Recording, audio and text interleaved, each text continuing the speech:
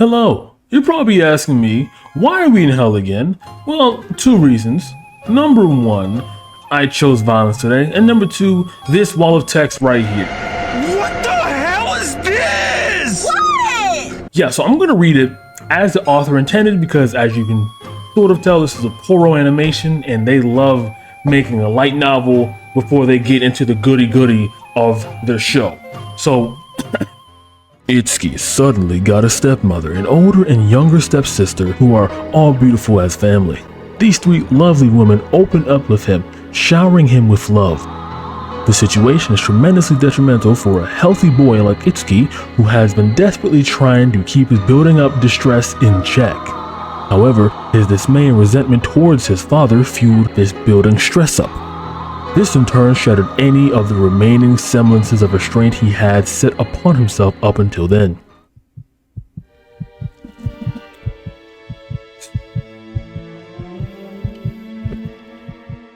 What's up, guys? 747 and welcome to Watch for Plus. I'm gonna come your way. Isn't this fun? Isn't this fantastic? Today reviewing a show called,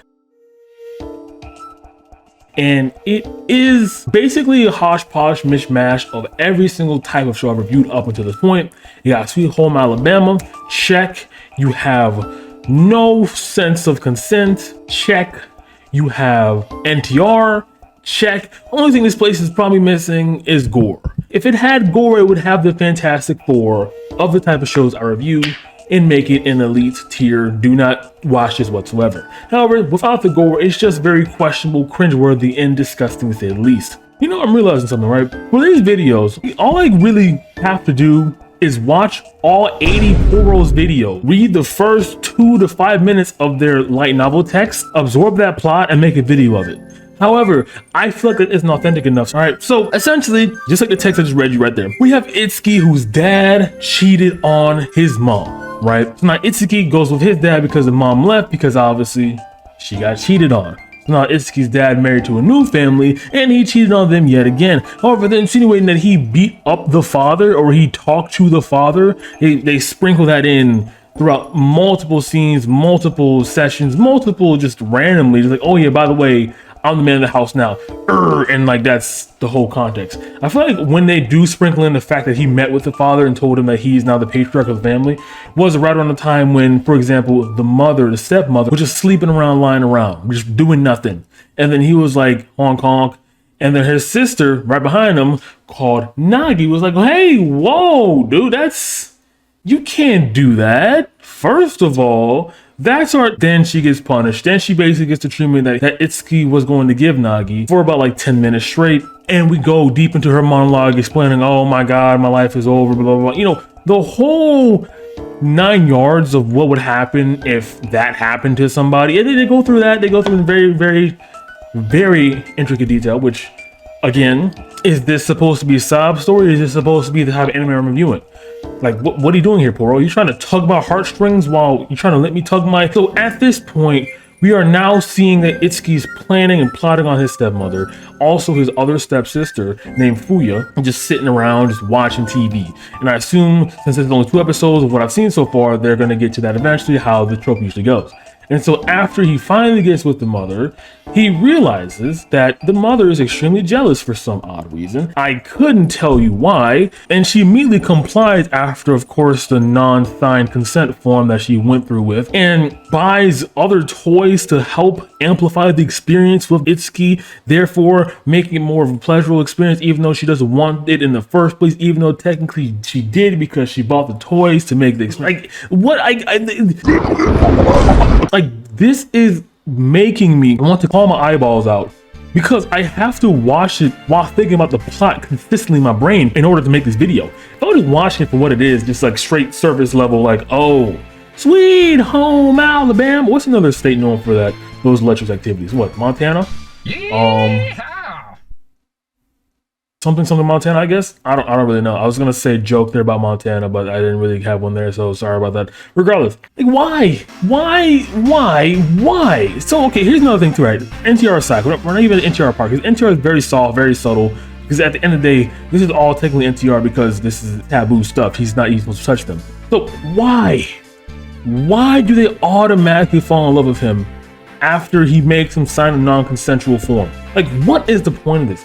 I don't understand it. If it's supposed to make him seem like a mind control god, then why not use mind control powers to make it so where he can just make them fall in love with him immediately, instead of just out of nowhere, boom, now they're automatically obsessed with Itsuki after, again, they sign non-consensual forms. Like, if you're not getting the context, then think for 2 seconds. Think for 2 seconds. His family, I'm not gonna explain any more than that, just think. Second episode, that was first episode segment. Second episode, Itsuki's now entering the master bedroom and sees his stepfather laying right beside them. They go at it. They clear pipes right there. They're very loud. So this guy is either a deep sleeper, doesn't care, or is into that stuff.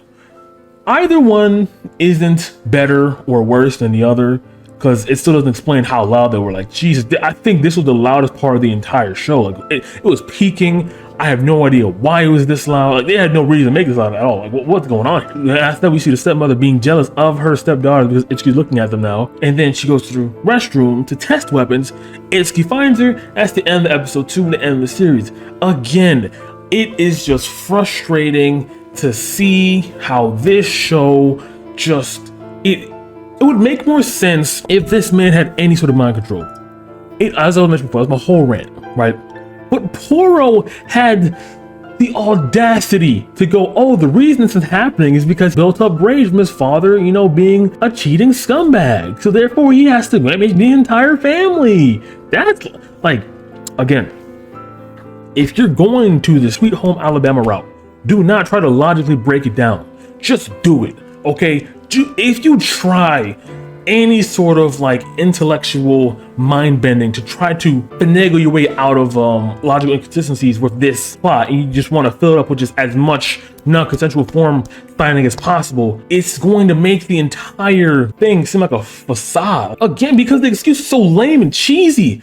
The excuse is he had all this built up stress and he had to let it out somehow, and it wasn't his fault that he epic yanked the whole family. It was just built up stress. Any man could do this, you know. I've never been this mad at a show before. Even shows that literally just make women just die from just existing. I have never been mad this mad before. I think I'm this mad mainly because, like, it's Poro. Poro gives me the flat of flight reaction the moment I see these pale background with this color text. Like, it's giving me PTSD for no reason whatsoever. I have no idea why. Only light novel I ever played was like way back 2011. I didn't even know what the name of it was. It was just like some stupid like romance light novel that was stupid as hell, because at the end of the day I tried to fall in love with a girl who had a paraplegic leg and then she ended up cheating on me, but that's beside the point. So regardless, I have a problem with light novel intros and they make me mad. That's probably skewed and biased my perspective of this entire review, but what I'm trying to say is, unless you live in Alabama, unless you're a Yosaka no Sora fan, don't watch this. Just don't, just for the sake of your sanity. And if you do happen to watch this, I warned you, because it's not scarring, it's just stupid. Alright guys, I'll have an outro, but if I did, wouldn't matter because don't make fun of the video. Good night. Yeah, man, we going to hell for real. We are going to hell for real. Jesus Christ.